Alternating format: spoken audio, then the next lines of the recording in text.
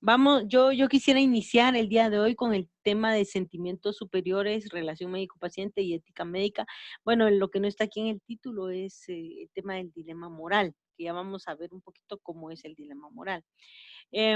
Yo quisiera que antes de empezar, eh, que me contaran cómo les pareció los casos, las lecturas, si tenían relación con los casos. Yo no sé si empezamos, si alguien voluntariamente me quiere decir cómo les fue, que me comenten así brevemente, o llamo a uno por uno. A ver, Yo. pues, vaya, muy bien, Denise, vamos. Esto, nosotros escogimos el último caso Ujú. y la verdad nos pareció ¿Cuál es el interesante último, perdón? porque el del paciente que tenía una ETS Ah, y sí, no quería ajá, decirle a su esposa, ajá, ajá, va, entonces excelente. nos pareció bien interesante ya que los cinco teníamos puntos de vista diferentes, pero al final llegábamos al mismo punto, porque o sea, hablábamos del tema y al menos en mi grupo todos estaban confirmados, sabían que decían y así, y nos fue bien prácticamente y Ujú, llegamos a varias conclusiones, pero los temas nos parecieron muy prudentes y la verdad nos llamaron mucho la atención. ujú, Y más el caso que nosotros resolvimos. Y sí ajá. tenía mucho que ver con cada documento que se mandó. Ujú. Pues fíjese que la mayoría de casos yo los fui construyendo, los he ido construyendo así, ¿verdad? Algunos que sí ya los tenía así guardaditos, que me los habían enviado y todo eso, pero la mayoría de casos sí los construí yo y cabal ese último lo construí precisamente para discutir algunos aspectos, como el tema del principio de Beer, donde se ve, ¿verdad? Todo lo que tenga que ver con mantener esa relación médico-paciente de una manera sana, ¿verdad? Entonces, ese caso es bien interesante, la verdad. Muy bien, ¿alguien más? Sí. ¿Alguien más que nos cuente cómo les fue, cómo les pareció? O los voy llamando.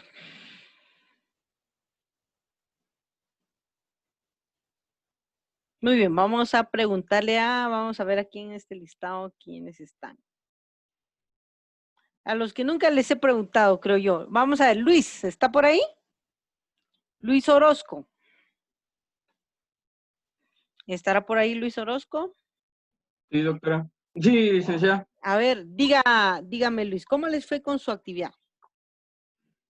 Yo creo que bien, o sea, me sentí cómodo con el tema que nos tocó. Siento que parte de los dos puntos de vista que estuvo, incluso tres, que no concordábamos, creo que al final de eso se trata prácticamente lo que el documento, porque digamos en uno trataba sobre la ética y la moral, y Ujú, aparte decía como que a veces que las leyes se topaban realmente con la realidad.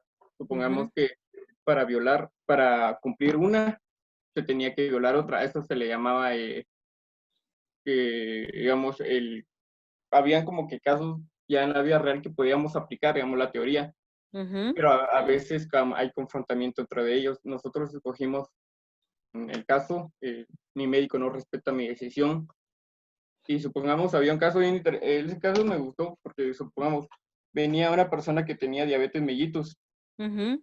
y no, ya Ah, no quería seguir ese también yo lo hice, ese caso de la diabetes, ese también. Ujú, ajá, y ya no quería seguir su hemodiálisis. Entonces ujú, era interesante cómo una persona que realmente estaba haciendo su tratamiento para no sufrir, ya no lo quería hacer porque ya no ujú, quería seguir sufriendo con una enfermedad, ya que ya tenía amputaciones, me imagino que por lo mismo el pie diabético, ujú, la vista. Entonces es como que ahora los médicos quieren darle su tratamiento digamos, por el principio de beneficencia, siempre hacer el bien, incluso cumpliendo el juramento hipocrático que decían los documentos, aún incluso cuando el paciente ya no quería, pero sin embargo están violando la otra ley de autonomía, donde el ujú, paciente tiene el pleno derecho, incluso ahí, por eso es que lo metimos, porque incluso metía bastante de los documentos, porque en los documentos decía que una persona está en su pleno derecho ujú, de escoger, o sea, tiene su autonomía total. media vez no tenga muerte cerebral, no tenga ningún daño en el cerebro. Y lo que decía el documento es que este señor de nombre Julio, creo que era,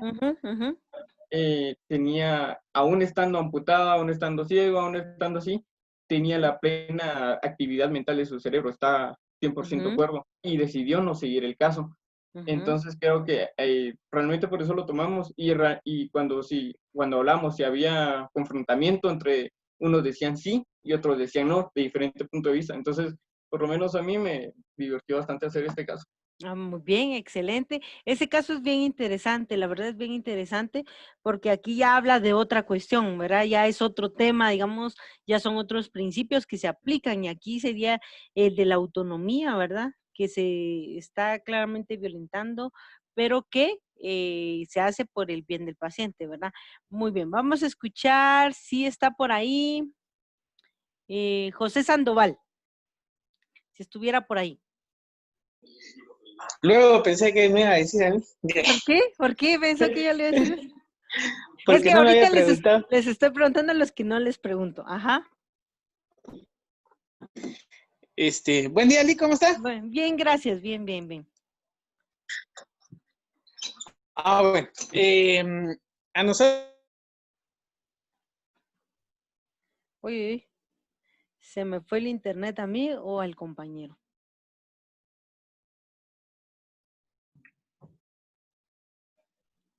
A ver, José. Debatiendo un poquito Ajá. entre qué era lo ético, porque en Bruselas se dio la eutanasia de estos dos pacientes, es totalmente legal, ¿verdad? Pero diferenciamos la ética y la moral entre la ética como las normas que la sociedad nos ha impuesto y la moral como los valores que cada uno de nosotros va adquiriendo en el transcurso de su vida. Entonces, era el caso de dos médicos, el primero no quiso aplicarle la eutanasia y el segundo sí. Sin embargo, también pusimos en contrapuesto ahí el primer médico, era el médico de cabecera, por lo tanto, habían sentimientos implicados y él quería lo mejor para estas dos personas. Y el segundo médico, al no conocerlos, pues simplemente se basó, digamos, de la ética que le permitía aplicar eutanasia. Y pues decidieron morirse ahí tranquilos ellos dos. Sí, pues, excelente. Muy bien, eso está muy bien la discusión también. Gracias. Vamos por la última persona que, no sé si ya le pregunté o no, pero yo no me recuerdo. Creo que no. Creo que no.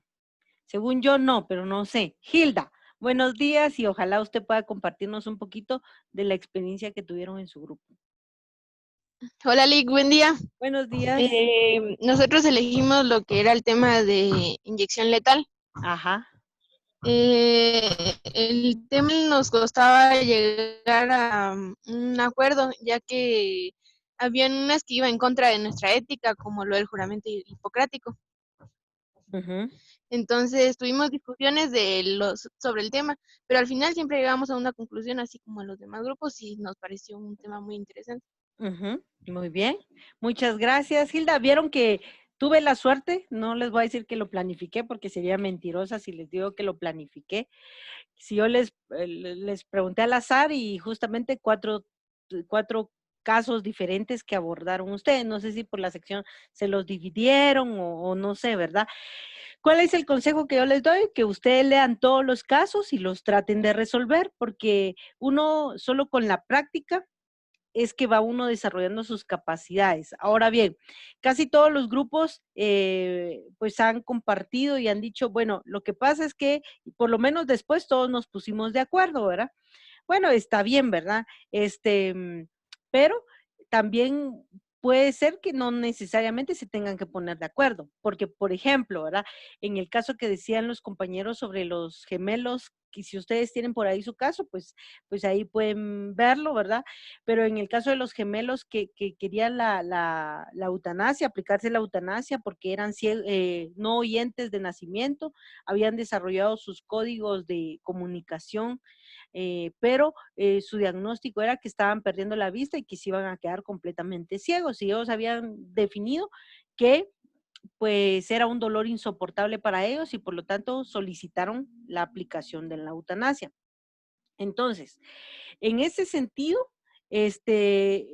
vamos a decir de que algún médico sí aplicó la eutanasia, ¿verdad? El médico de cabecera no quiso hacerlo porque les dijo que ellos tenían gran potencial para hacerlo y que él no podía hacerlo.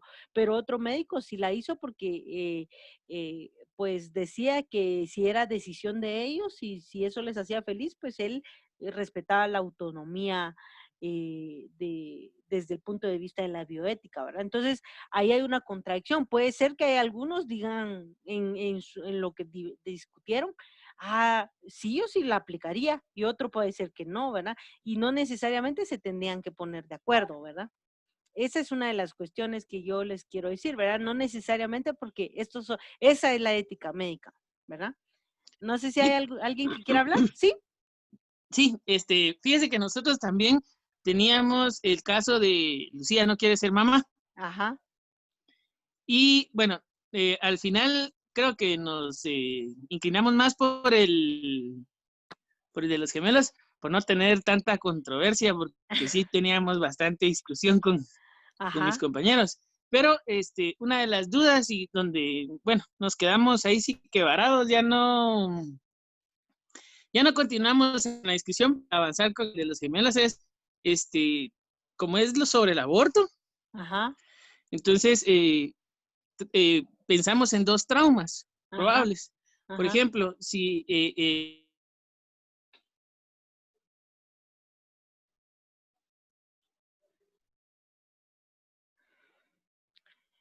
Fíjese que no sé si es mi internet o el suyo, pero no le a escuché. esa otra parte de ella, ¿verdad? ¿Será que me puede volver a repetir? Disculpe, es que no sé si yo perdí señal o usted, no sé, no le escuché.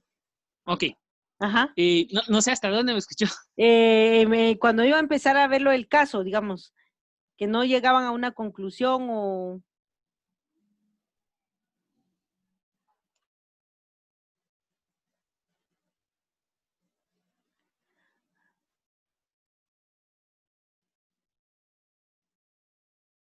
Uy, uy, uy. Fíjese que no logro escucharle, no sé. ¿Ya me escucha? Ya, ahora sí. Bueno, perfecto. Nos quedamos nos quedamos parados prácticamente, ya no Ajá. discutimos, porque hablábamos acerca de dos traumas con Lucía, Ujú, la niña.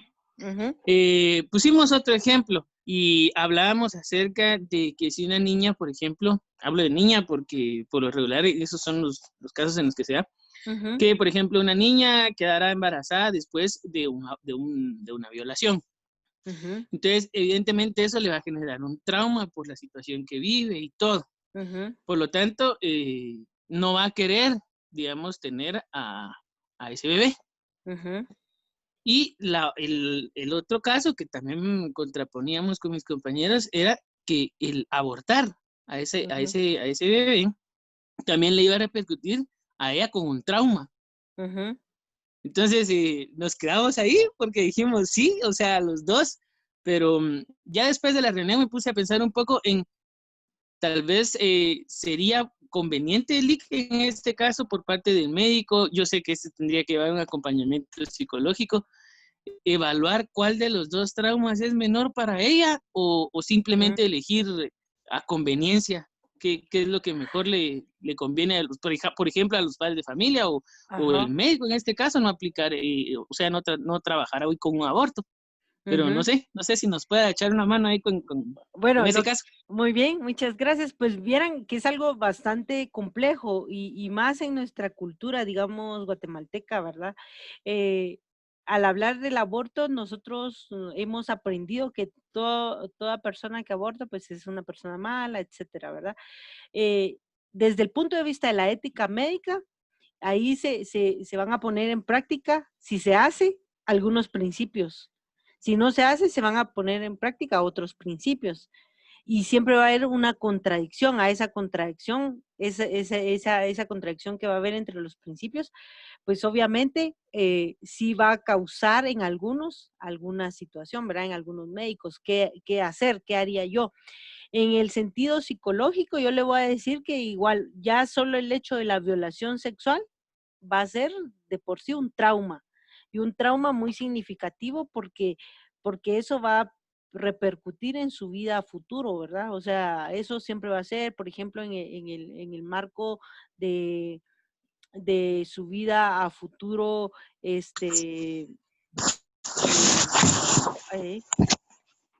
en su vida a futuro, digamos, a nivel sexual, a nivel de pareja, a nivel de,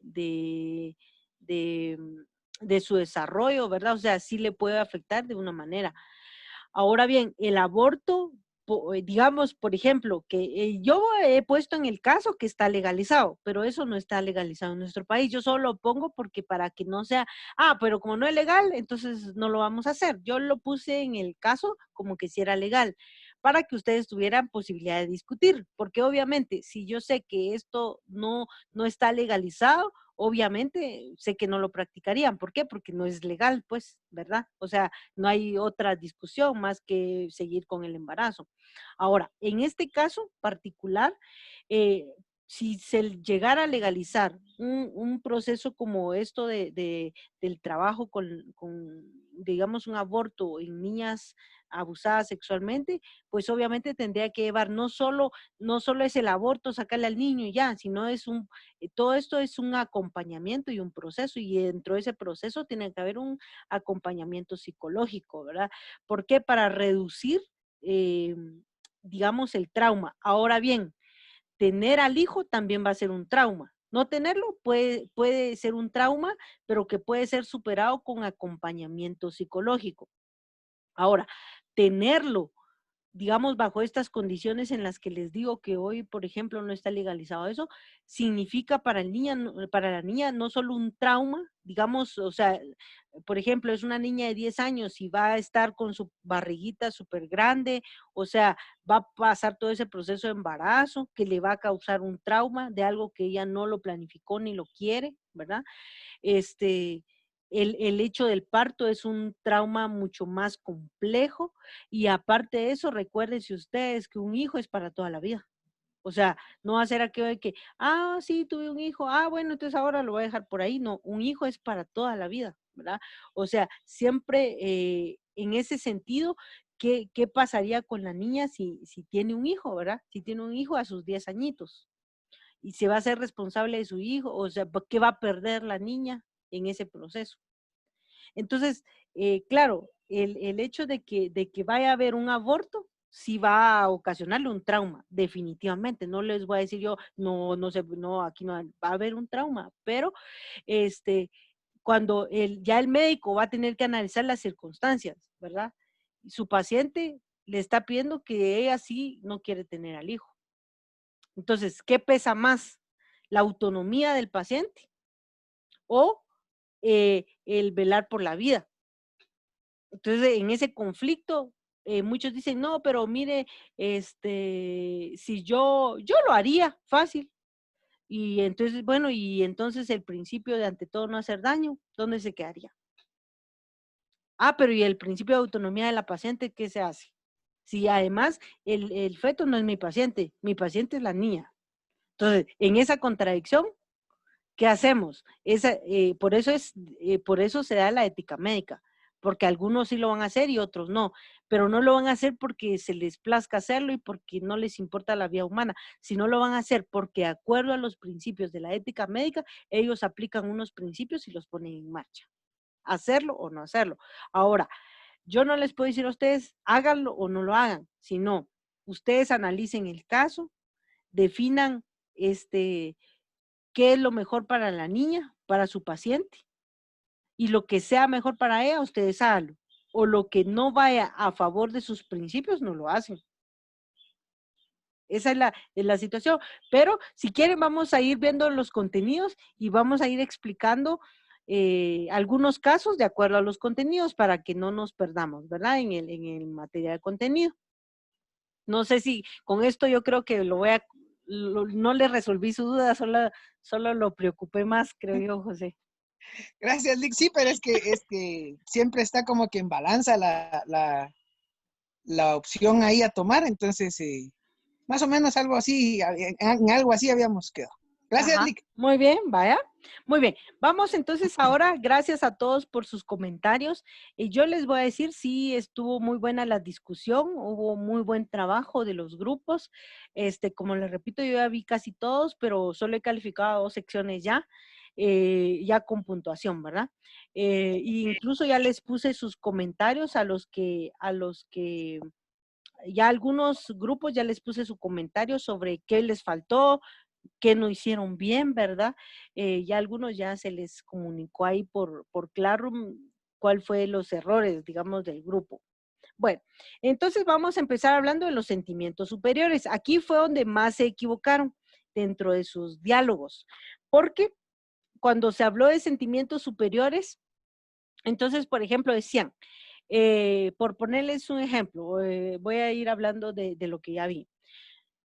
En los sentimientos superiores que aparecían en el caso, por ejemplo, en el caso de la niña abusada sexualmente, embarazada a los 10 años, decían, es que en ese caso los sentimientos fueron de tristeza, de rencor, de frustración, de no sé qué, y entonces yo decía, entonces no leyeron el documento, porque en realidad los sentimientos superiores dice que forman parte de esa vida afectiva y corresponden a un aspecto psicológico. Puede ser que lo que ustedes abordaron dentro de su discusión, más que sentimientos, fue, por ejemplo, más emociones. O sea, fue más una emoción que un sentimiento. Entonces, en este sentido, los sentimientos superiores dice que tienen mucho que ver con nuestra vida afectiva y se van a ir construyendo de acuerdo a esa relación que nosotros vamos teniendo y al final vamos a manifestar a través de un comportamiento hacia los demás. O sea, no, entonces el comportamiento es algo que todos ven en mí. Por ejemplo, yo me comporto bien o me comporto mal. Es que eso yo no lo veo, lo ven ustedes, ¿verdad? Ustedes son los que me van a calificar a mí, porque yo no puedo calificar en este sentido el comportamiento de lo que yo manifiesto hacia ustedes. Entonces, por eso dice que en los sentimientos superiores se manifiestan a través del comportamiento de agrado o desagrado, de placer, de displacer, de alegría o de tristeza. Entonces, todo eso ya es parte de las emociones, ¿verdad? El agrado, desagrado, el placer, displacer, de tristeza, alegría, frustración, rencor, odio, etcétera. Eso ya lo vamos a ver en el próximo capítulo. Creo que me recuerdo yo que lo vemos cuando vemos motivación y emoción. Vamos a ver cuáles son los sentimientos. Entonces, en este sentido, vamos a decir que los sentimientos superiores forman ese gran paraguas, ¿verdad? Que nos cubre y que se manifiesta en nuestro comportamiento. Por eso les decía que estos sentimientos superiores nacen de las relaciones de las personas y su medio ambiente, especialmente el social.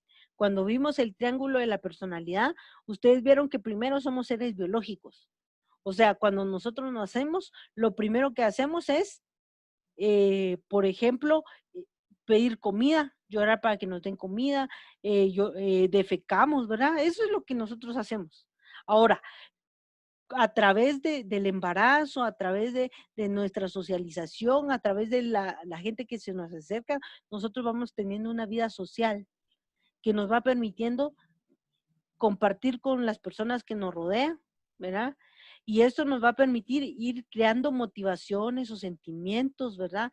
Nos va a ir mejorando nuestras relaciones sociales, va a ir haciendo que nosotros aprendamos qué es el amor, qué es la tristeza, qué es la alegría, qué es la insatisfacción, ¿verdad?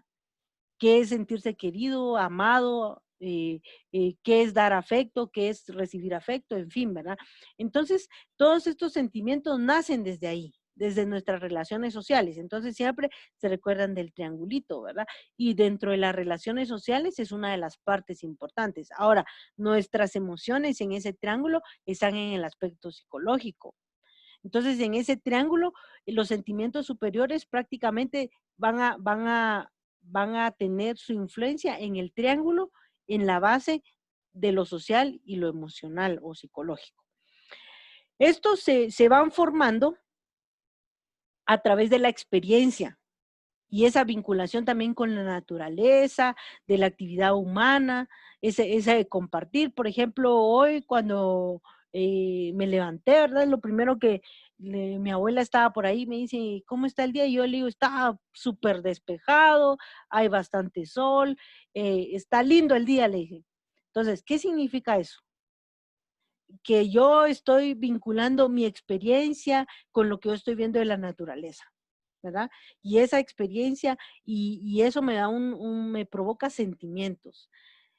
Cuando usted está, cuando yo a veces, por ejemplo, llueve, por ejemplo, ayer qué rico, ¿verdad? Llovió y decía yo, ¡hala, qué bonito que llueva! Pero hay una vinculación, pues. Ahora, por supuesto, si ya pasa una semana que está lloviendo como la semana pasada, pues ya uno se preocupa. Pero todo lo que la naturaleza nos tiene, todo lo que la naturaleza nos da, definitivamente nos puede ayudar a crear esos sentimientos superiores, ¿verdad? Entonces los sentimientos superiores tienen una clasificación y aquí es donde yo les quiero remarcar. Cuando ustedes hablaron de sentimientos, algunos grupos, unos sí los hicieron bien, no para que no todos lo piensen que lo hicieron mal, ¿verdad? Igual yo les voy a dejar su anotación, pero algunos grupos cuando hablaron de sentimientos se fueron por lo que sabían previamente, no se fueron por lo que leyeron. Entonces, por ejemplo, decían, el sentimiento súper enojado, tristeza, frustración, enojo, cólera, no sé, ¿verdad? Entonces decían otras cosas. ¿Por qué? ¿Cuáles son los sentimientos superiores, verdad? Y estos sentimientos superiores se expresan, dice, el mundo espiritual del individuo. Cuando hablamos del mundo espiritual, no nos estamos refiriendo precisamente a la religión. ¿Sí? El mundo espiritual del individuo es cuando yo tengo la posibilidad de comprender, de amar, de respetar, de valorar a otras personas. Eso es el hecho de que yo tenga una vida espiritual. No se trata de decir que mi vida espiritual tiene que ver con la religión, sino que aquí esos sentimientos superiores van a expresar cómo yo como persona voy a valorar a otras personas y las voy a respetar y las voy a querer y las voy a amar independientemente sean diferentes a mí, independientemente puedan pensar diferente a mí, independientemente tengan una ideología diferente a la mía, ¿verdad? Pero mi mundo espiritual me va a hacer amarlas y respetarlas tal cual es. Y por eso es que la religión no tiene mucho que ver con la espiritualidad. Es parte tal vez de la espiritualidad, pero la espiritualidad va mucho más allá de la religión, ¿verdad? Para comprender el origen del desarrollo de los sentimientos superiores es necesario recurrir al estudio de los vínculos de la sociedad humana y la actividad del individuo con el grupo social, ¿sí? O sea, yo no puedo tener una vida espiritual plena si yo no tengo una excelente relación con esa sociedad y con la organización, ¿verdad? Social. Entonces, el mundo espiritual mío se va a desarrollar a partir de mi relación con otras personas. Puede ser con diferentes personas que tengan diferente religión, diferente creencia, diferente cultura, diferente idioma, diferente país, no sé. Pero cuando yo más abro, bien dicen algo así como uno bien más abre el paraguas para convocar a otros a compartir, más va a aprender y más va a mejorar su mundo espiritual, ¿verdad? Entonces, eso es lo que los sentimientos superiores hacen, ¿verdad? Al final es mejorar esa vida espiritual. El primero de los sentimientos dice que son los práxicos. Práxico viene de la palabra praxis, que significa práctica. Y entonces es lo que nosotros hacemos. Por ejemplo, usted está estudiando ahora muy duro para poder desarrollar sus habilidades, para que cuando estén 5, 6, 7, 8, 10 años, 12 años, 15 años, cuando ya esté usted subespecialista y tenga ya 15 años de estudio en medicina, usted, pero por supuesto, desde el cuarto año en adelante, usted va a estar desarrollando su capacidad de práctica, de ya la aplicación de lo que usted aprendió en primero, segundo y tercero, lo va a llevar a la práctica. ¿A dónde? Al hospital, ¿verdad? Algunos decían, mire, por ejemplo, esto de los casos es algo práctico. Por supuesto es algo práctico. ¿Por qué? Porque usted usted se imaginó las escenas. Usted iba leyendo el caso y usted era como que usted lo estaba viendo. Por eso es siempre bueno leer, porque dice que leer mejora nuestra imaginación, y la imaginación es algo importante para la vida intelectual de las personas. Entonces, en este sentido, la actividad, digamos, nos va a permitir mejorar nuestra práctica y nuestro trabajo. Pero fíjense, la base de los sentimientos prácticos dice que es el trabajo, ¿verdad? ¿Por qué? Porque el trabajo es lo que nos va a ayudar a sentirnos bien. Por ejemplo, el día que usted sea médico y diga, bueno, ya me gradué de médico, pero yo no tengo trabajo, pues de repente, ¿verdad? Se va a sentir un poco mal. ¿Por qué? Porque dice que el trabajo es algo que nos motiva a mejorar nuestra práctica. El trabajo es lo que nos ayuda a sentirnos plenos en el desarrollo de nuestra vida. Y cuando hablamos de trabajo, no necesariamente queremos decir que va a ser todo lo que nos va a crear remuneración. Puede ser que hagamos algo como trabajo que no nos crea una remuneración extraordinaria, ¿verdad? Pero que al final la actitud positiva hacia nuestro trabajo nos va a nos va a hacer sentir mejor, y dice además que nos va a permitir enfrentar los obstáculos y sentir júbilo cuando el trabajo ha sido culminado con éxito. Y esto muchas veces los sentimientos prácticos, por ejemplo, ¿cuál es el trabajo de ustedes ahora? Sé que algunos sí trabajan fuera de su rol de estudiantes, pero el trabajo de ustedes ahora, ¿cuál es? Estudiar. Ese es el trabajo que ustedes tienen ahora. Y entonces, ¿qué es lo que tienen que hacer? Por eso dice, es la base de la existencia del ser humano. Y la actitud positiva hacia el trabajo ocupa un lugar importante. Entonces, ustedes ahorita, ¿cuál es su práctica? Su sentimiento práctico, su trabajo es precisamente el estudio. Para eso usted se tiene que enamorar, ¿verdad? De su carrera, de su estudio, para poder desarrollar esa práctica y ese sentimiento práctico con toda la plenitud del mundo. Cuando uno no está enamorado de su carrera o de lo que hace, no va a poder desarrollar una buena práctica. Es lo que yo les decía a ustedes a principio de año. Si usted tiene cuando usted tiene una novia, ¿verdad? Y empiezan los primeros días de noviazgo, usted quisiera ir a comer con ella en el desayuno, en el almuerzo, en la cena, estar con ella en la noche, no dejarla ni un solo ratito, ir a jugar fútbol, regresar con ella, salir con ella, ir a tomar un café, etcétera. Y usted lo que quiere conocer es en esa persona cómo es con su familia, porque usted quiere conocerla. Lo mismo es el estudio, ¿verdad?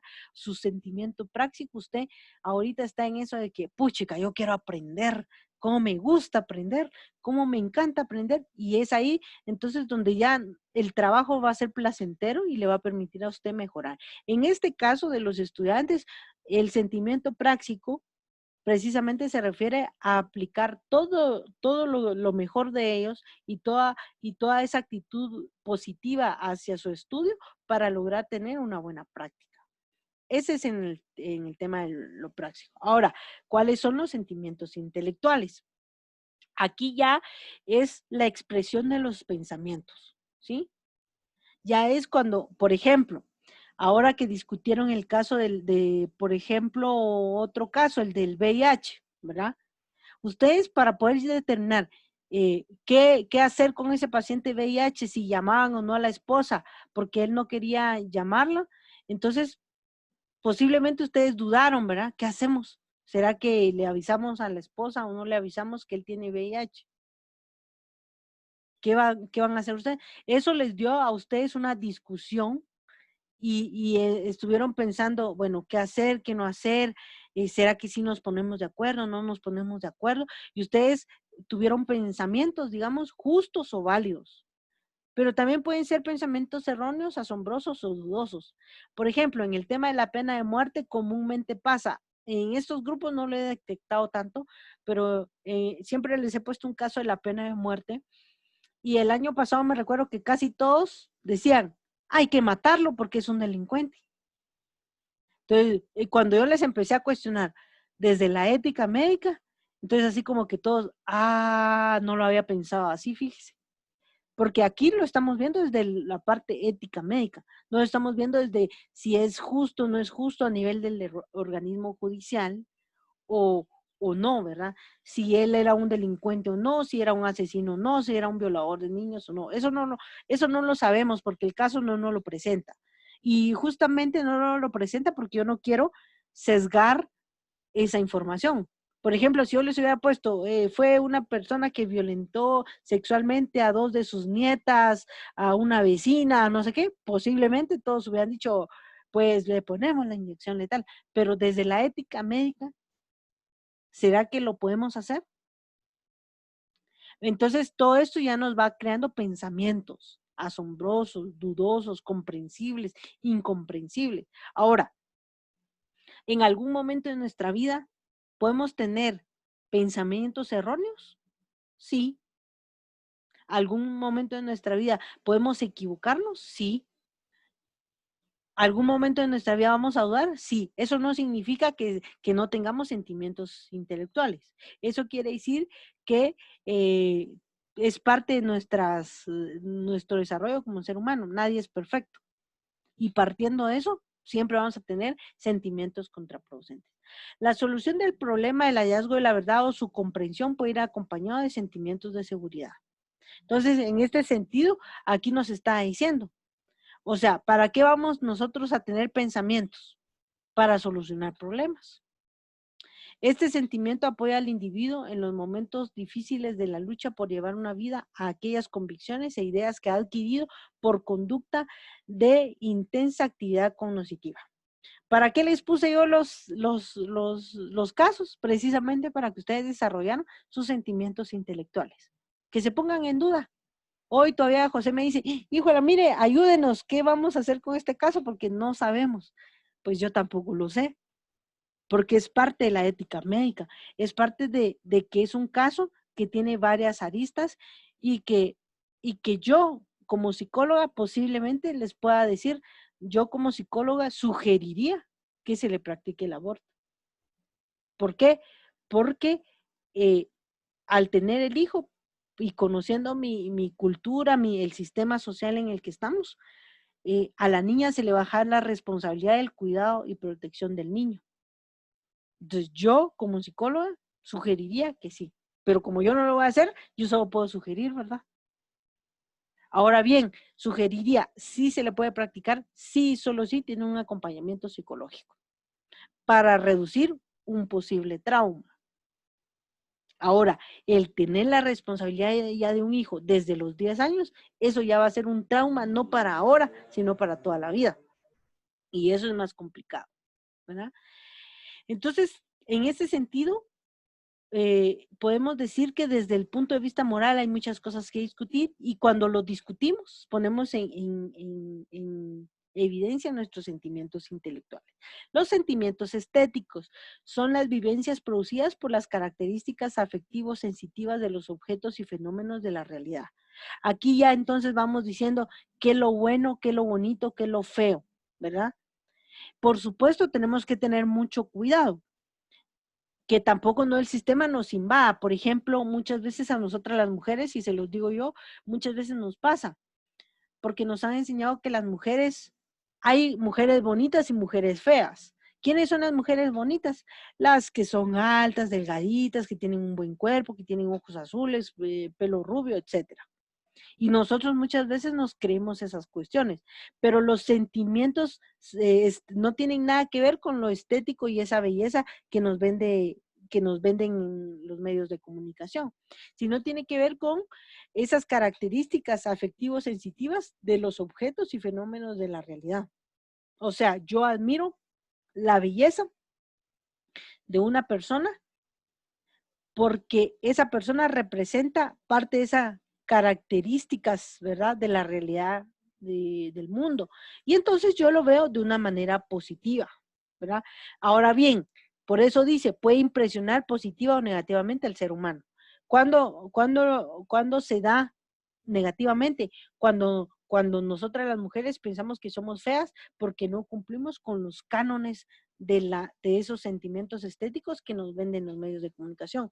O cuando un hombre no es hombre, Porque no es un hombre grande, musculoso, macho, así como nos lo vende la sociedad. Entonces, el hombre que no es violento, que no es agresivo, a veces hasta quiere volverse así, ¿verdad? ¿Por qué? Porque la sociedad nos está imponiendo que el hombre, para que sea hombre, tiene que ser una persona así muy macha, ¿verdad? Que sea violento, que no se deje, que agreda. Entonces, todo eso nosotros lo tenemos que ir viendo, ¿verdad? Porque esos sentimientos estéticos nos pueden ayudar o positivamente o nos pueden hacer nos pueden influenciar negativamente, ¿verdad? Está condicionado por la sociedad y se determina por la vida social. Era lo que les decía, los medios de comunicación, ¿verdad? Cómo nos van afectando y cómo van teniendo incidencia en lo que nosotros mismos vamos teniendo como lindo o feo. Por ejemplo, si yo les pregunto, la mayoría de nosotros decimos, ay, los chinos son feos. ¿Quién nos ha dicho a nosotros que los chinos son feos? Y la mayoría de nosotros pensamos eso. ¿Por qué?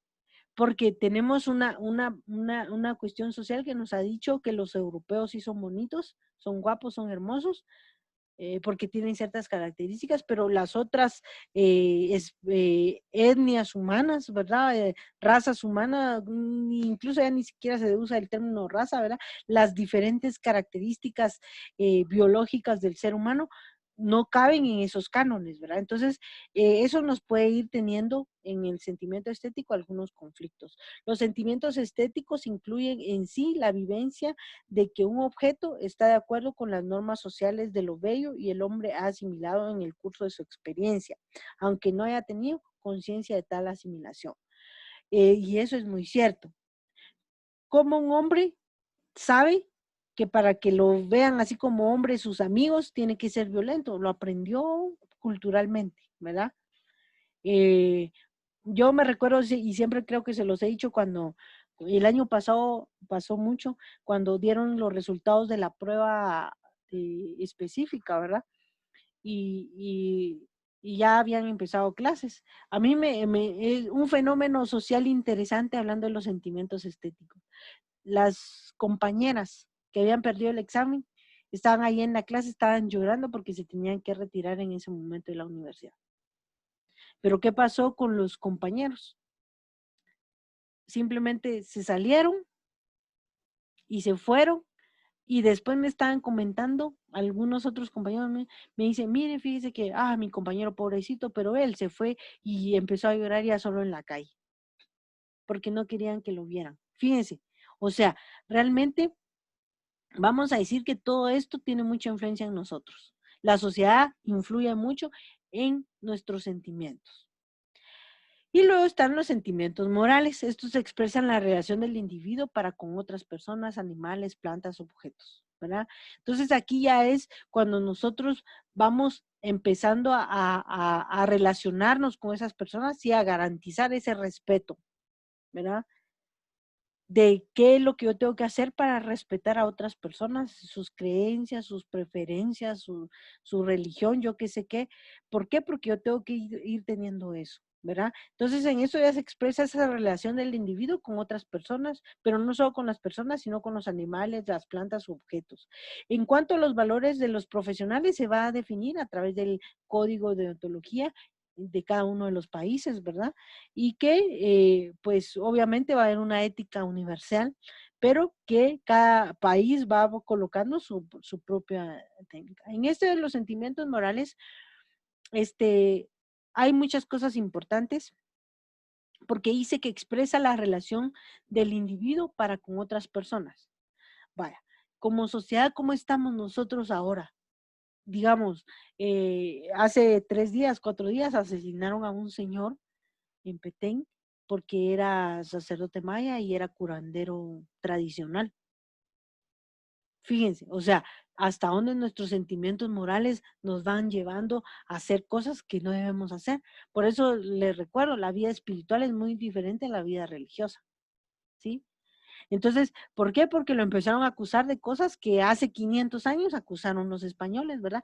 Y somos una sociedad que moralmente todavía guardamos ese rechazo, ¿verdad? A lo que no se adapta a nosotros, como, como personas que tradicionalmente hemos sido cristianas, ¿verdad? Entonces, en ese sentido, vamos a ver que en los sentimientos morales en Guatemala tenemos que trabajar mucho, ¿verdad? Porque todavía tenemos mucho, el impacto de la violencia en Guatemala ha sido tal que nosotros muchas cosas queremos resolver precisamente a través de la violencia. Por ejemplo, muchos estoy seguro que apoyamos el tema del linchamiento, pero lo hacemos desde una perspectiva, digamos, porque puede ser que toda la violencia que se ha acumulado en nuestro inconsciente, ¿verdad? Pues se representen esos hechos. Pero también hace pocos meses, no, creo que hace un mes tal vez, salió un video que se hizo viral en las redes sociales de unas mujeres jóvenes que estaban aplastando a un gatito hasta matarlo. No sé si ustedes lo vieron. O sea, eso es parte de los sentimientos morales. Una actitud que yo voy a tener no solo en relación a otras personas, sino a los animales, a las plantas y los objetos, ¿verdad? Y esa actitud puede ser de responsabilidad o puede ser y de respeto, o puede ser una actitud de violencia o agresividad en contra de esas personas, de esos animales, de esas plantas, de esos objetos, ¿verdad? Entonces, ahí es donde nosotros vamos definiendo.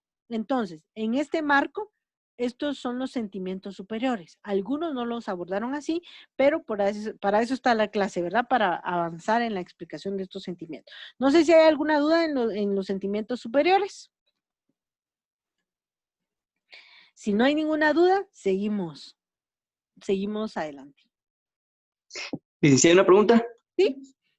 Entonces, en los casos, ¿cómo fácilmente encontramos los sentimientos superiores?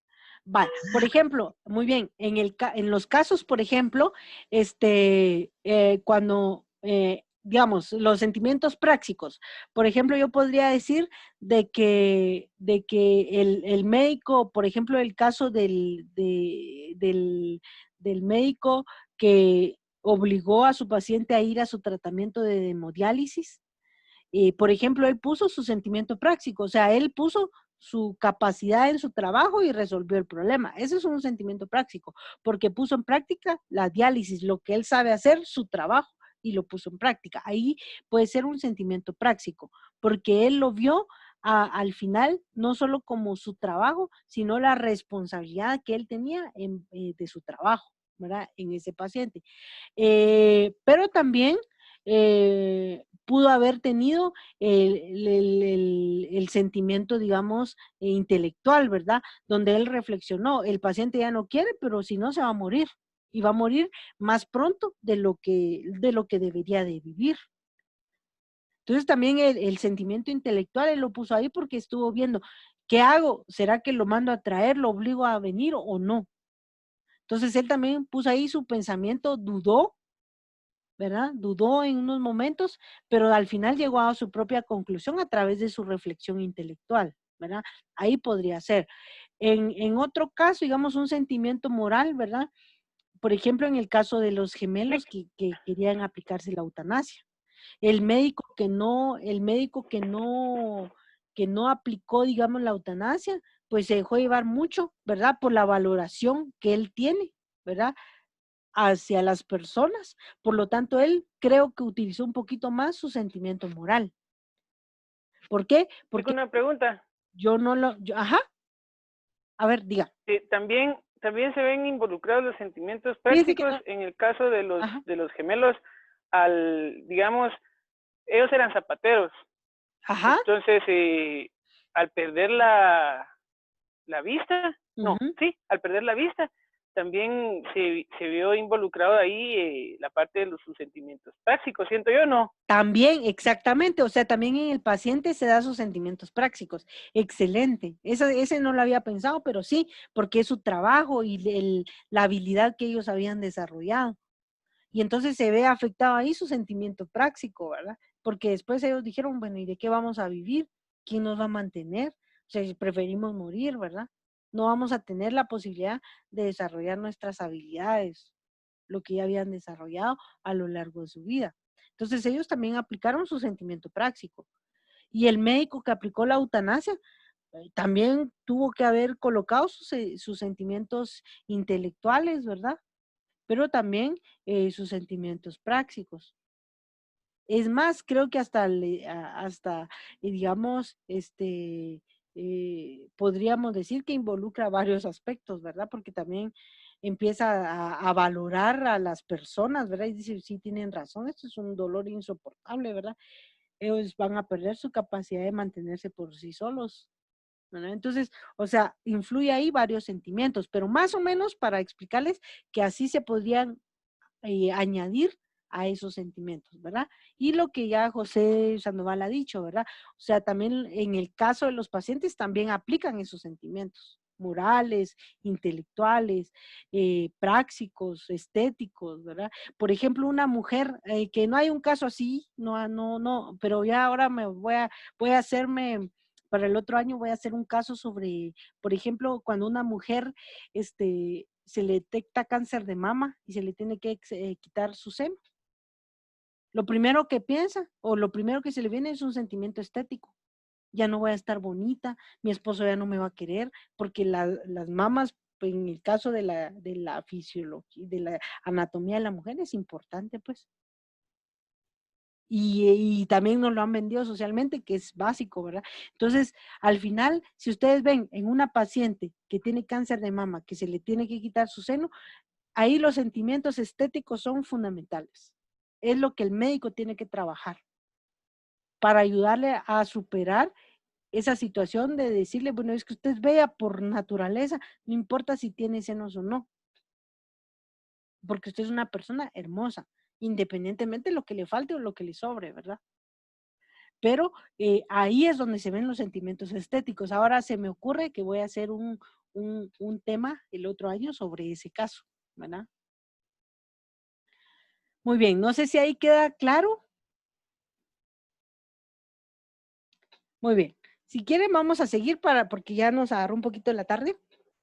Bueno, esto de la ética médica, yo no quiero ampliar mucho, ¿verdad? Porque yo creo que ustedes ya lo discutieron bastante, ya lo leyeron en sus grupos. Lo que sí tal vez es dejarles algunas ideas importantes para que ustedes vayan aterrizando en eso. La ética médica se va a basar desde la antigüedad a través de Hipócrates. Obviamente por eso existe el juramento hipocrático, ¿verdad? Cuya doctrina ha tenido una gran influencia en el ejercicio hasta hoy de la profesión médica. Si ustedes ven, o sea, hasta hoy en día en la carrera, creo que en Prope también lo vieron, no sé, pero seguimos viendo el juramento hipocrático, porque es parte de ese desarrollo filosófico que Hipócrates hizo y que dejó sentadas las bases para decir, bueno, todo el que practica medicina tiene que llevar un desarrollo diferente y tiene que, si va a practicar medicina, lo tiene que hacer bajo esta perspectiva, bajo desde este punto de vista, ¿verdad? Entonces, por eso es que dice que la ética médica va a tener su punto de partida en Hipócrates, ¿verdad? Esa es la base importante de la ética médica. Bueno, ¿qué es la ética? Dice. La ética precisamente es la reflexión teórica sobre la moral. O sea, aquí ya entonces cuando usted dice, ¿le aplicaría yo el aborto a la niña de 10 años, sí o no? Es que fíjese que moralmente eso está mal, pero desde la ética médica está bien, porque el principio de autonomía, porque eh,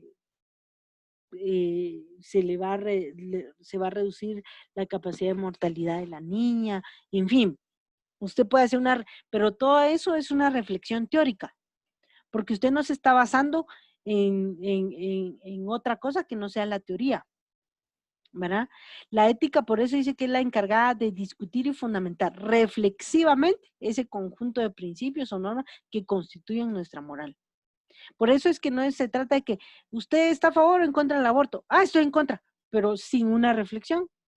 No, usted obviamente, por ejemplo, uno va a tener que decir, bueno, ¿en qué momentos posiblemente yo sí estoy de acuerdo? ¿En qué momentos posiblemente yo no? Porque va a ser una reflexión de lo que está sucediendo. O va a decir, estoy en contra de la eutanasia o estoy a favor de la eutanasia. ¿Por qué? Ah, porque tomos, que la gente quiera morirse cuando quiera. ¿Qué me importa a mí? No, entonces esa no es una discusión reflexiva, no es una discusión ética, ni moral, ni teórica, ¿verdad? No tenemos que hacer las cosas así como que, porque sí, punto. Sino tenemos que saber toda la parte teórica, por eso es que vemos la parte teórica, para que ustedes ya después reflexivamente, ustedes tomen una decisión. Estoy segura que más de alguno en algún grupo dijo, yo sí le aplicaría la eutanasia a los gemelos. Y otro diría, yo sí no, yo no le aplicaría. Pero eso cuando se dio después de la reflexión grupal. O por ejemplo, yo no mandaría a traer por la fuerza al que ya no se quiso ir a hacer la hemodiálisis. Si no quiso, no quiso, ni modo. Pero alguien dijo, yo sí, porque le tengo que garantizar una mejor calidad de vida. Entonces, toda esa reflexión es lo que nos va a permitir, digamos, la ética, ¿verdad? O sea, la ética es esa posibilidad de reflexionar teóricamente qué es lo que vamos a hacer como bueno o como malo. Entonces, aquí está el juramento hipocrático. El juramento hipocrático es algo público que se hace, ¿verdad? Cuando se gradúan ustedes, cuando se van a graduar ustedes ya dentro de 6 años, ustedes van a hacer un juramento hipocrático y van a tener, digamos, la posibilidad de jurar, digamos, algunas cosas importantes. Sin embargo, yo aquí les quiero hacer una reflexión. Cuando nosotros hablamos del juramento hipocrático, muchas veces solo nos basamos en el juramento hipocrático a nivel del médico-paciente, la relación médico-paciente. Pero en el juramento hipocrático va mucho más allá de la relación médico-paciente. Porque como dice que en su forma original regulaba las obligaciones hacia el maestro y su familia, hacia los discípulos, hacia los colegas y hacia los pacientes. O sea, y el juramento hipocrático no solo se basa en, sí, pues a él sí porque es mi paciente, a él no porque no es mi paciente, no, sino que dice que el juramento hipocrático va más allá. Por ejemplo, yo me recuerdo que algún compañero de la carrera de medicina dice, un día estaba diciendo, sí, que llegó mi profesora de, no sé si me dijo cuarto primaria o quinto primaria ahí conmigo, a mi clínica, y yo no le cobré, dijo. Y yo me quedé así, ¿cómo que no le cobró? No, me dijo, porque ella fue mi maestra. Y yo le dije, pero ahí creo que en el juramento hipocrático habla del maestro de la medicina. Entonces dijo, sí, pero para poder yo llegar a ser médico, tuve que pasar por mi maestro de primaria, por el maestro que me enseñó a leer. Entonces, aquí, digamos, él toma el juramento hipocrático como el maestro, todas las personas que le han ayudado a llegar hasta donde está. Entonces, él en su práctica médica dice que no le cobra a ninguno que fue su maestro, no le cobra su consulta, porque dice que él tiene una obligación para con su maestro y es parte del juramento hipocrático. Otra, por ejemplo, dice hacia los discípulos. ¿Quiénes son los discípulos en este caso? Son todas las personas que están aprendiendo la medicina. En este caso, por ejemplo, un ejemplo que tenemos nosotros en la carrera de medicina es que un compañero de cuarto año fue diagnosticado con cáncer en pulmón. Eso fue hace 2 años, creo yo. Y él fue diagnosticado con cáncer de pulmón y se ha sometido a diferentes tratamientos y todos los médicos, casi ninguno le ha cobrado o no le ha cobrado todo lo que le cobraría a otro paciente que no fuera estudiante de medicina. Y ellos dicen que muchas veces es por el juramento hipocrático, porque en el juramento hipocrático se regula de una vez esa relación que si hay alguien que está estudiando medicina, uno como médico tiene la obligación de ayudarles y de atenderles, no solo de enseñarles, sino de atenderles, ¿verdad? Entonces, por eso dice que en el juramento hipocrático muchos lo llevan tal cual. Y en este caso nosotros hemos tenido una experiencia muy positiva, no solo con este joven, sino con varios jóvenes que han sido tratados por los docentes de medicina que no les cobran. ¿Por qué? Porque son parte de ese discipulado, ¿verdad? Que habla el juramento hipocrático. También hay otro donde dice se regula hacia los colegas. En este caso yo tengo a mi hermana que es médico y mi hermana fue operada de la rodilla y los médicos que le atendieron no le cobraron a ella. ¿Por qué? Porque dice que tienen en este código, en este juramento, tienen ese vínculo, ¿verdad? que tienen que ayudar, como lo vamos a ver en un ratito, a sus colegas, ¿verdad? Y por supuesto hacia los pacientes, ¿verdad? Obviamente no habría un juramento hipocrático si no tiene esa relación con sus pacientes y el cuidado que debe tener ese médico hacia sus pacientes. Entonces aquí, ustedes pueden ver ahí, ¿verdad? Cuál es el juramento hipocrático, ustedes lo tienen en su documento y vamos a resaltar algunas cosas. Eso es lo que, refiriéndome a la diapositiva anterior. Por ejemplo, aquí dice, tributaré a mi maestro de medicina el mismo respeto que los autores de mis días, ¿sí? Obviamente, él lo escribe bajo las condiciones de esa época, ¿verdad? O sea, aquí no es que usted le va a pagar a su maestro de medicina, no, ¿verdad? Sino más bien es esa corresponsabilidad. Compartiré con él mi fortuna, dice, y lo socorreré si lo necesitare. Entonces aquí ya viene la palabra. ¿Cómo lo aplican los médicos? Aquí es que lo socorrerá si lo necesitare. Trataré a sus hijos como a mis hermanos y si quieren aprender la ciencia, se las enseñaré desinteresadamente y sin ningún género de recompensa. Entonces aquí ya vemos, ¿verdad? Cómo en la medicina eso está muy regulado. Por ejemplo, los médicos que trabajan en el hospital, desde el juramento hipocrático tienen la obligación, aunque la universidad no les pague, tienen la obligación de enseñarle al estudiante de medicina. ¿Por qué? Porque dice que es parte del juramento hipocrático. Por eso también dice que instruiré con precepto, lecciones orales y demás modos de enseñanza a mis hijos, a los de mis maestros y a los discípulos que se unan bajo el convenio del aprendizaje de la medicina. Entonces aquí ya vemos también la obligación de todo médico de enseñar. No es solamente que, yo quiero ser médico y ya, y nunca más le voy a enseñar a alguien, se estaría violentando el juramento hipocrático. Y aquí ya habla acerca de, pues, por supuesto, del paciente, ¿verdad? Estableceré el régimen de los enfermos de manera que les sea más provechosa según mis facultades, evitando todo mal y toda injusticia, ¿verdad? Como lo vamos a ver ya en los demás diapositivas.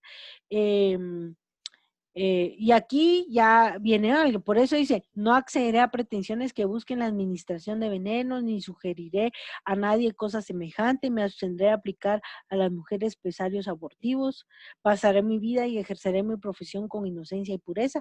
Por ejemplo, aquí en el caso de la niña y en el caso de los gemelos, la mayoría de los grupos que hicieron lo del juramento hipocrático, se pone en práctica, no el juramento hipocrático, dijeron que no. ¿Por qué?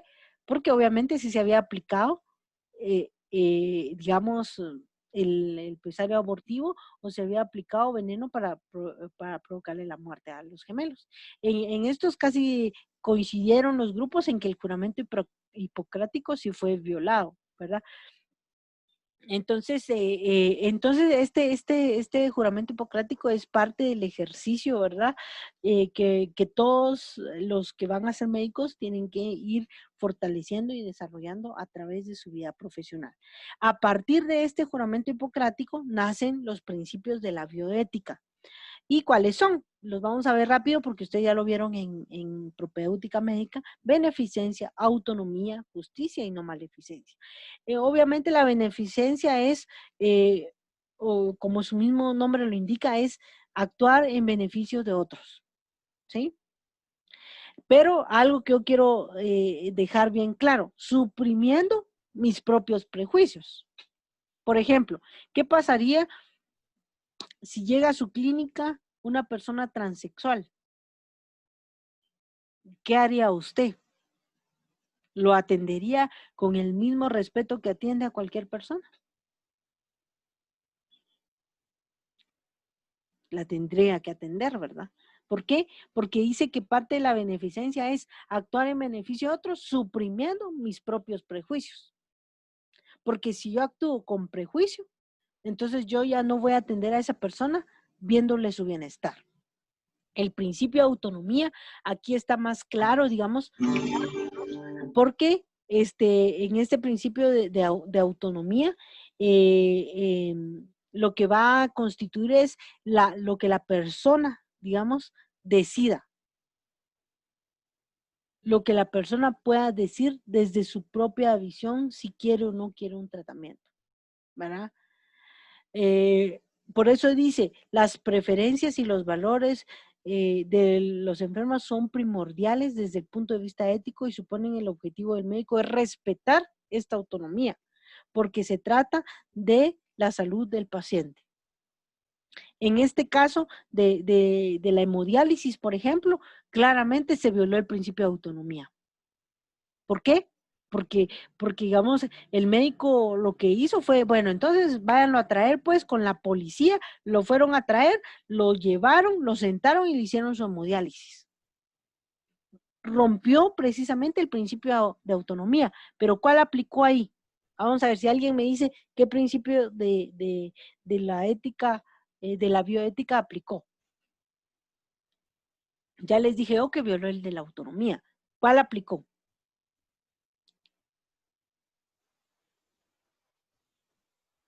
¿Alguien? ¿El grupo? ¿Alguno del grupo que trabajó ese tema? El de beneficencia, sí. El de beneficencia, ajá. Entonces, fíjense, en este caso, el médico violentó claramente el principio de autonomía, pero aplicó el de beneficencia.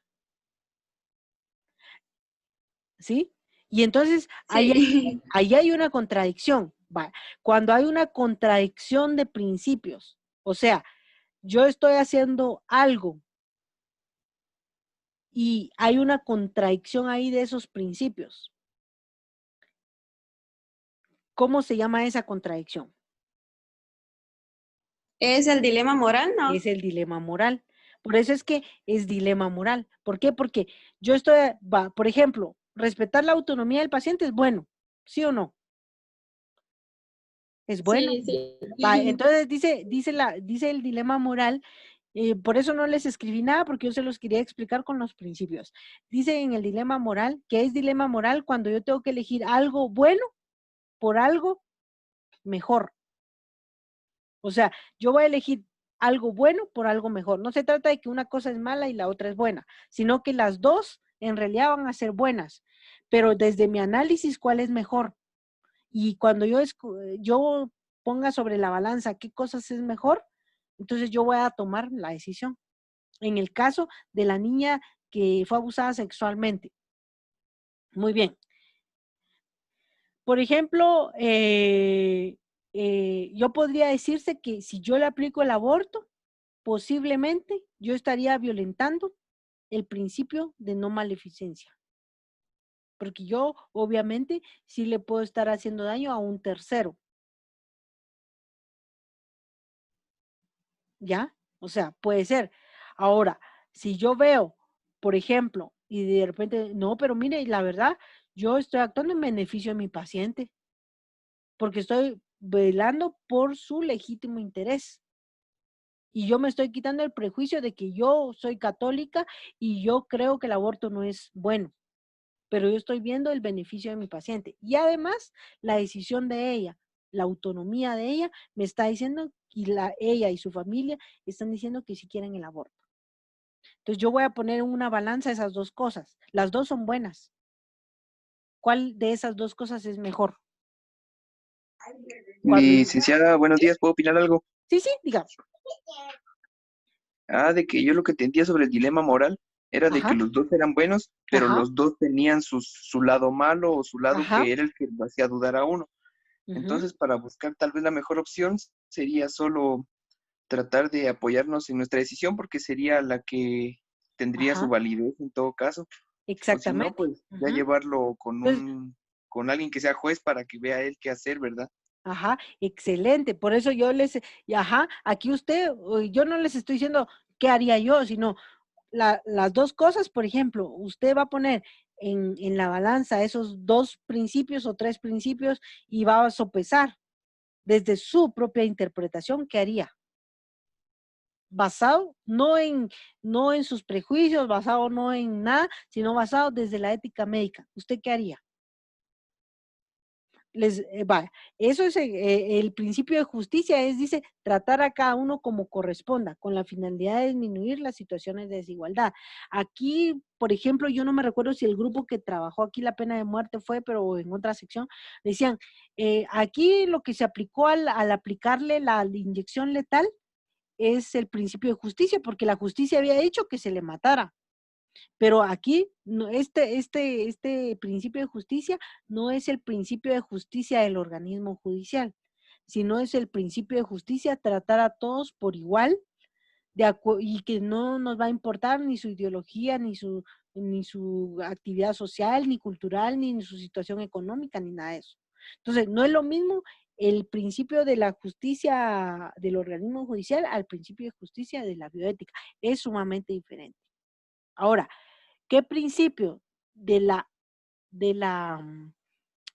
digamos, en el tema de la pena de muerte, si ustedes leyeron el caso, qué principio de la bioética se aplica si yo, como médico, le aplico la inyección letal al paciente? ¿Qué principio de la bioética se aplica? Si algún grupo trabajó eso, ¿cuál principio se aplica?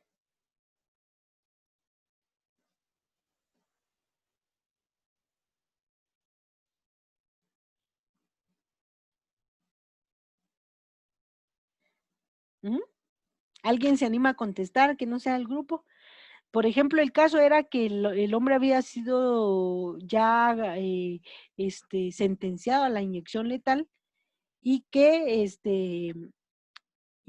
se había contratado a un médico para que le aplicara el componente para provocarle la muerte a través de inyección letal y que el reo en ese momento le dijo al doctor que él no quería morir, que no lo matara. ¿Qué principios se pusieron en práctica al aplicarle la inyección letal? La no beneficencia. ¿Cómo?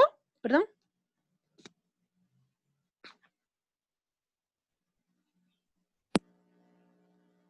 ¿Alguien? Que me cuente, que me diga. A ver si hay alguien que se anime. ¿Se aplicó el de beneficencia, sí o no? No, fue No. al contrario, no beneficencia. Ajá, exacto. ¿El de autonomía?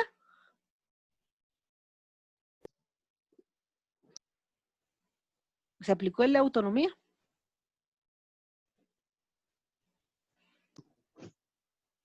No, porque no se respetó lo que él, así como usted había dicho que él le dijo al doctor que no quería morir y que no le aplicara esa inyección, entonces siento que no. Uh-huh. ¿El de justicia?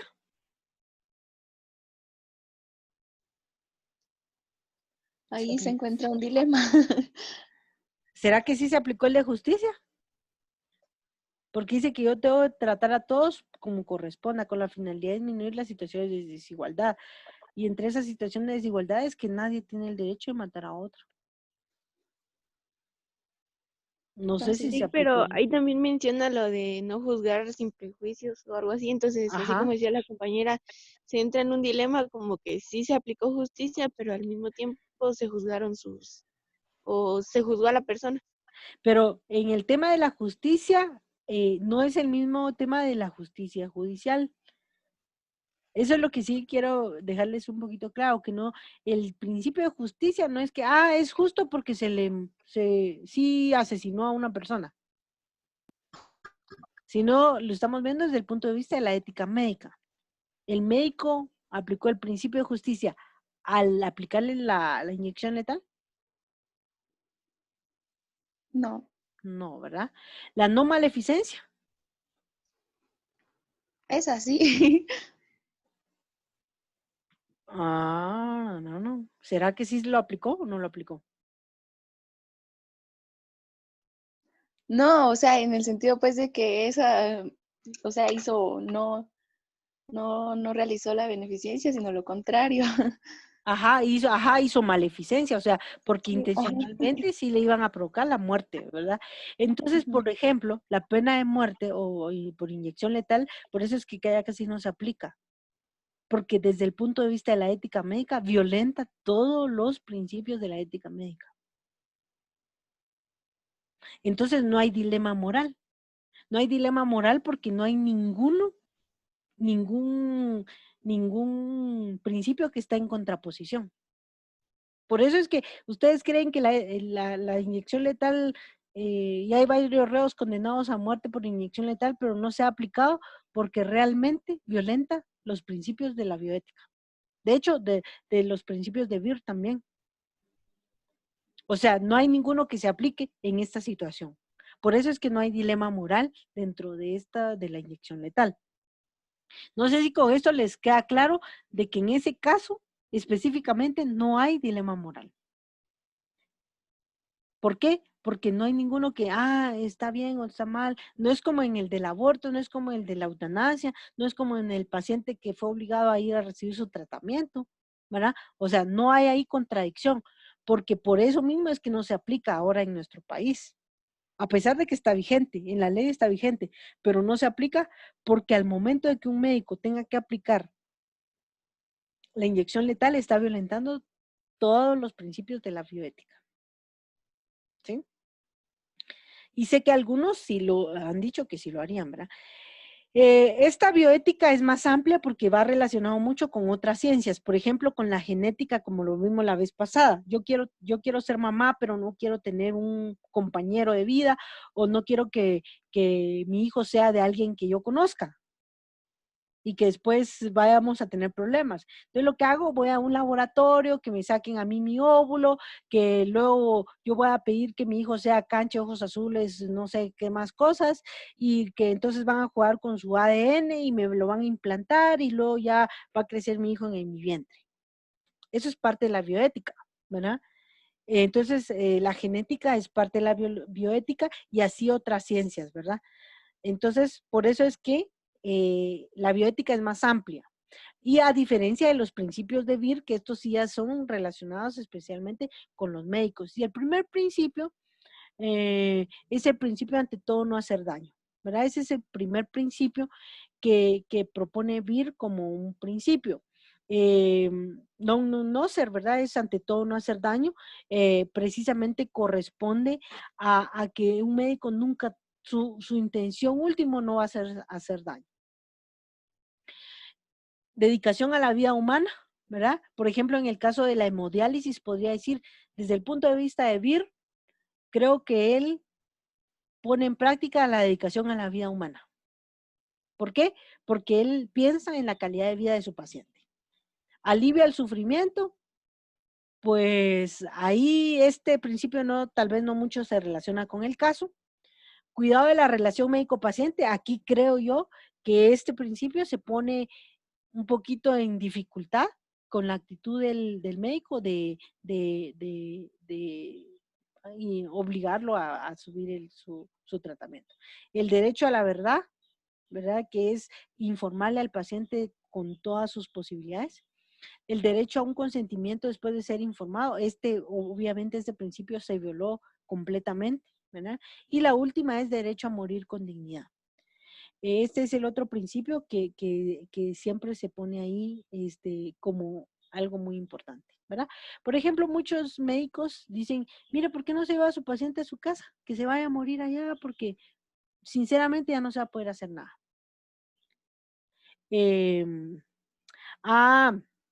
Aquí Wilmer me está diciendo que, perdón, yo no había visto. Lida, pienso que sí se aplicó el principio de beneficencia por parte de las demás personas porque al matar al acusado ya no hará más daño, pero parte del acusado que violó el principio de beneficencia. Sí, pero aquí lo estamos viendo desde el punto de vista de la ética médica. Y como yo no había visto su mensaje, pero no sé si quedó claro el por qué, de hecho, por qué hasta el momento no se está aplicando la inyección letal. Porque violenta todos los principios de la ética médica, a pesar de que puede ser que usted esté a favor o en contra de la pena de muerte, ¿verdad? Eso es independiente. Ahora, desde el punto de vista de la ética médica, sí violenta todos los principios. Bueno, vamos a ver entonces la relación médico-paciente.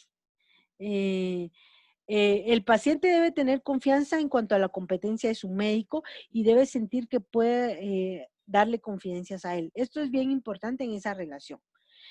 ¿Cómo se le llama a ese primer contacto que tiene el médico con su paciente?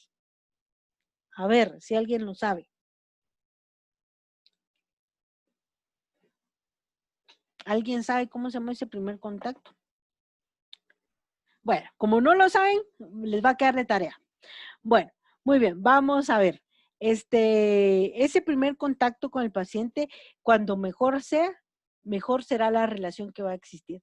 O sea, si usted, por ejemplo, está ahí con su paciente, usted entra, desde que usted abre la puerta de su clínica y usted saluda a su paciente con respeto, no tratándolo de vos, ni de tú, ni de nada más, usted lo tiene que tratar de usted con todo respeto, ¿verdad?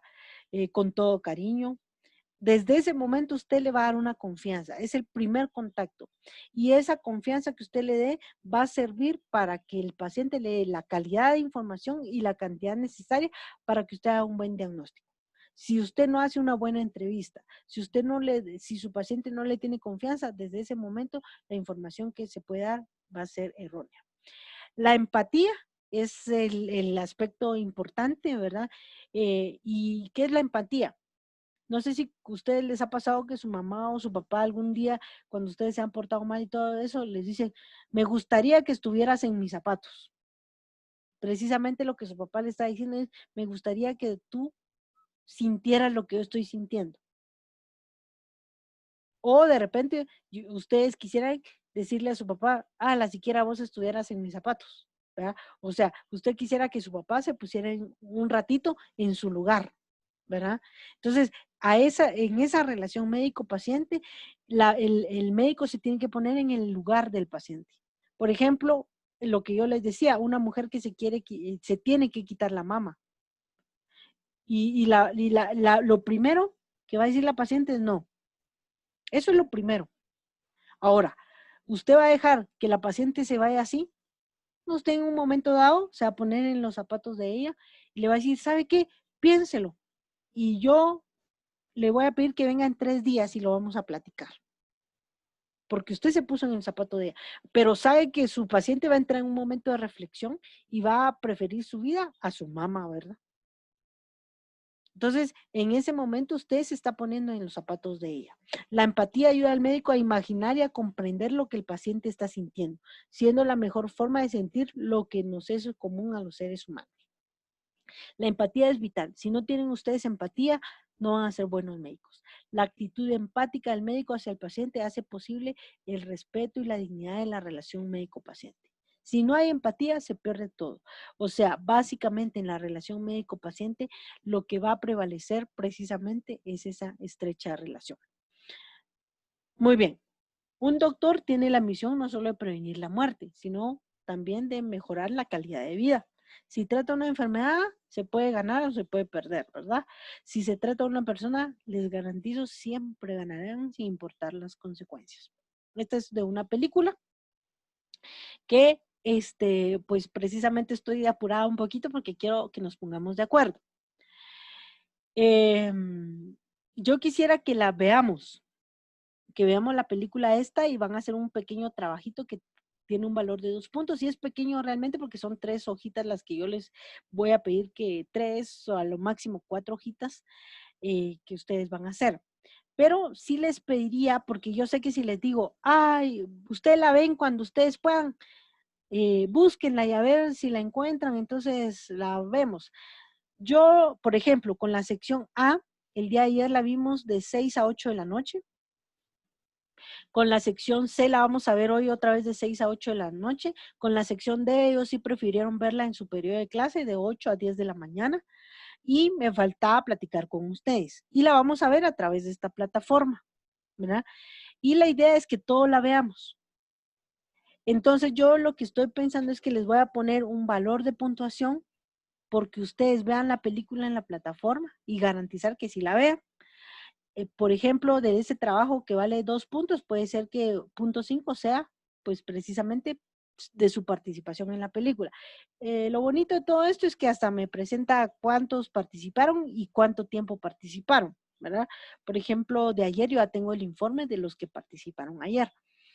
Y La idea es que lo podamos ver. Yo se las comparto a ustedes a través de esta plataforma el día de mañana y que ustedes la puedan ver y después de verla van a hacer un pequeño trabajo. Es un trabajo bien sencillo. No les voy a pedir mucho porque sé que también tienen otras tareas, ¿verdad?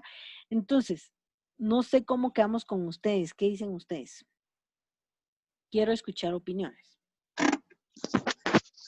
Yo pienso que mejor nos dé tiempo en su periodo, licencia, y la miramos, pero es mi punto de vista. Ajá, muy bien.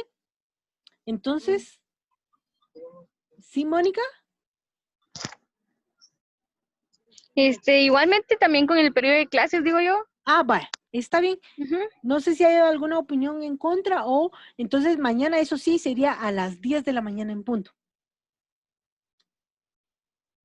A las 10 en punto sería, yo les voy a mandar en este momento el link porque se van a tener que inscribir, porque ya con la inscripción ya me queda bien definido quiénes van a participar y cuánto tiempo van a estar dentro de la película.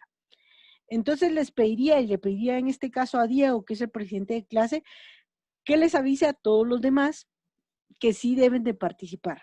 Si participan, tienen derecho a entregar el trabajo. Si no participan, porque la cuestión es que, miren, con esto de la tecnología, uno puede, por ejemplo, a mí no mucho me gusta subir las clases digamos, que yo solo grabara una clase y ya se las pongo ahí, y si usted quiere la mira o no, porque la verdad, el estudiante no las ve. En cambio, así, dando la clase, participan un poco más y creo que ponen un poquito más atención. Entonces, mañana, entonces a las 10 nos vemos, ¿verdad? Bueno, no nos vamos a ver, pero sí nos vamos a escuchar a través de la película y pues los motivo a verla, ¿verdad? Y a verla y a leer sus documentos hoy, a darles una repasadita para que tengan los elementos para ver la película el día de mañana.